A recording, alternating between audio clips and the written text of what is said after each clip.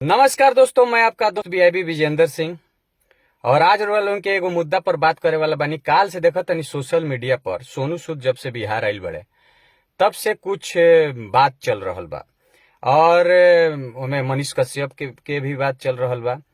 और मनीष कश्यप के कहल जाता मनीष कश्यप बेईमान हुवन, मनीष कश्यप चोर हुवन, तो मनीष कश्यप हई हुवन, मनीष कश्यप बेइज्जती करेले सब लोग के। और एगो मिमिक्री कलाकार बड़े, बहुत अच्छा मिमिक्री करेले, बहुत अच्छा मिमिक्री में कॉमेडी करेले। और उनकर वीडियो हम भी देखेनी और बहुत अच्छा लगेला, डांस भी बहुत अच्छा करेले।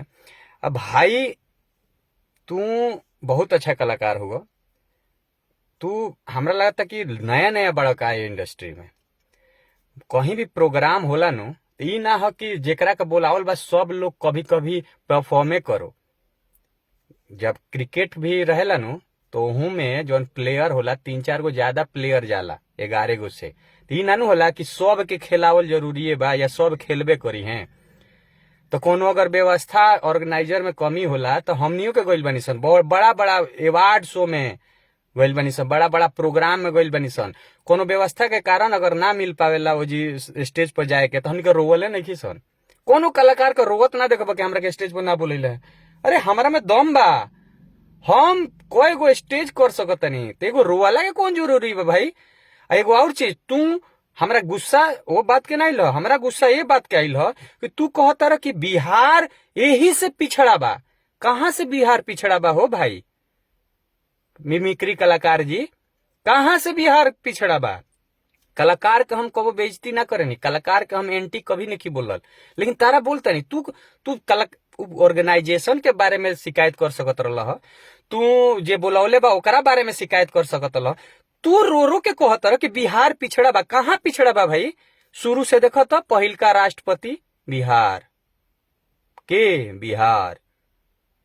बिहार हनु सबसे ज्यादा आईएएस आईपीएस पहले ना आजो बिहार, सबसे ज्यादा बिजनेसमैन बिहार, सम्राट अशोक बिहार, महात्मा बुद्ध बिहार, महावीर बिहार, हनुमान जी के ममहर बिहार, सीता जी के नैहर ओहू बेरा उ बिहारे में रहे हैं। कहां से बिहार? द्रोणाचार्य बिहार।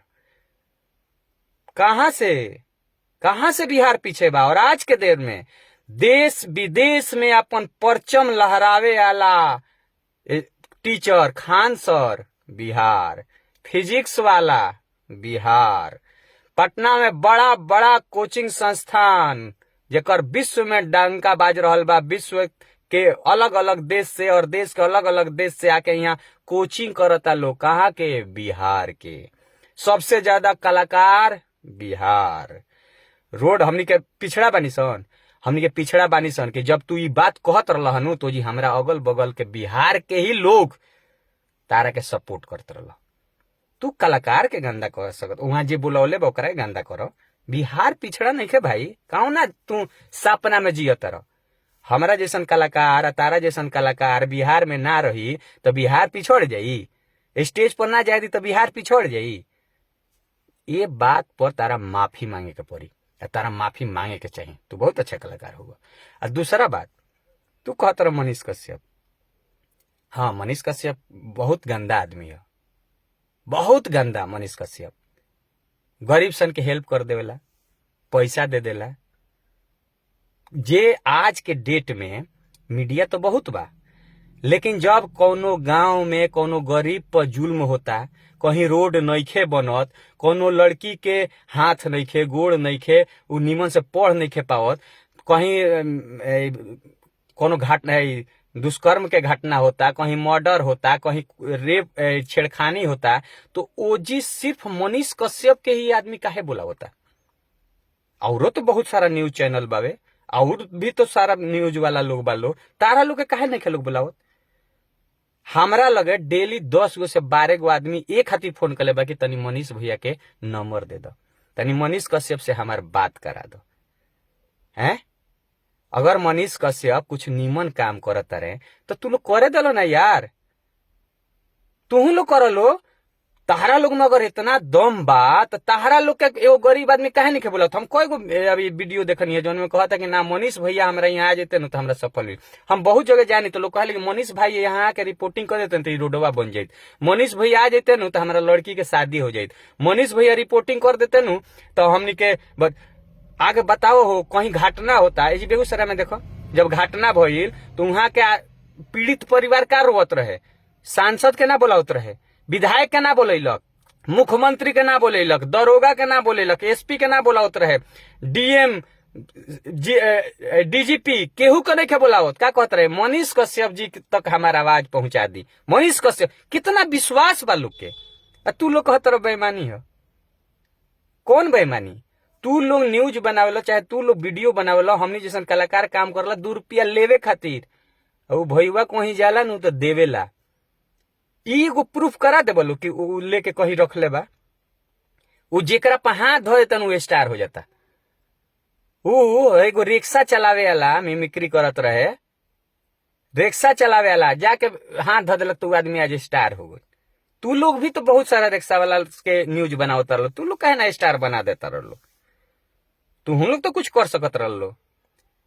तू लोग खाली व्यू पावे खातिर मनीष कश्यप के नाम धरतल। एगो हम देखने एगो मोहतारमा जी बड़ी कहतरी हम मिस बिहार हई कि का हई। अरे शर्म आवता कि कौन तोरा के मिस बिहार बनैल खरे? तोरा के कौन मिस बिहार बोलेगा? तू न का हम कहीं हई होगा काहे तू तनी सुख व्यू पावे खातिर के चक्कर बाड़ू। अब कुछ ना बनबू, जौन बन गइलू। मनीष कश्यप खराब बावे, गरीब के हेल्प करते ऐसे खराब बा। आज कितना बड़ा इवेंट भइल है बिहार में सोनू सूद कइले से का फायदा बा? मनीष कश्यप के का फायदा बा? बिहार के फायदा बा। आज बहुत सारा गरीब के अंदर जे बेटी के बियाह करे ओकरा अंदर ललक लागल बा कि मनीष भैया सोनू सूद से बात करे तो हमरा बेटी के बियाह हो जाई। हम एगो लड़की के देखे एगो पैर पर खड़ा रहे गांधी मैदान के लगे, ओकर एगो पैर नहीं खे। कहला कि मनीष कश्यप जी चाहिए नु तो सोनू सूद से बात करा दी तो हमरा एगो गोड़ मिल जाई, कृत्रिम गोड़ लग जाई, तो दोनों गोड़ पर चले लगी। यही के विरोध करता रहो कि मनीष कश्यप काहे करता रहे कि कोनो लड़की के अगर एगो पैर नहीं खे तो ओकर पैर लगवा देता रहे सोनू सूद से कह के। एक विरोध होता है। अच्छा चीज के तू लोग ना सपोर्ट करेला। बिहार बहुत आगे चल गई, विरोध कोई छोड़ दलो। कितना बड़ा प्रोग्राम भइल भाई देख लो। एगो और चीज, वो प्रोग्राम के तो ऑर्गेनाइजरो मनीष कश्यप ना रहे, वो तो मीडिया पार्टनर रहे। तो ऊ कहां से हमें का कर देले? ऑर्गेनाइजर के पूरा हक बा कि ऊ टिकट शो रखे कि फ्री रखे। वो पूरा ऑर्गेनाइजर के हक बा। ई इजाजत हमनी के कानून भी देला। हमनियों के बहुत सारा प्रोग्राम होला तो वहां भी टिकट शो होला। जेकरा आवे के पैसा देवे के बाद आवेला, जेकरा नहीं देवे के ना आवेला। बहुत जगह फ्री भी शो होला। ते में बात करे के हई कर ले हो कर ले। अरे शर्म आवे के चाहिए तारा लोग के। आ मिमिक्री कलाकार जी रौरा थोड़ा शर्म करिया। बिहार के बारे में आगे से बोले के 10 बार सोच ले।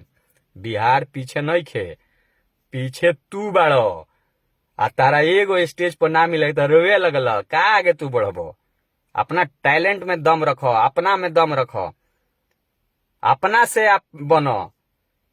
एगो और चीज, अगर तारा के केहू बोलौले बा इज्जत नहीं करत तो इतना दम रख कि वहां से वापस अपने आप चल जा।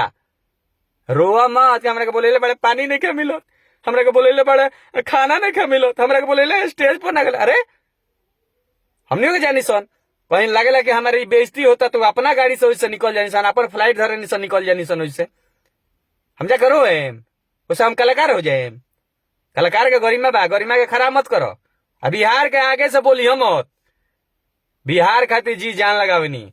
अब बिहार खातिर कम से कम 25 करोड़ लोग अपन जान लगैले बा।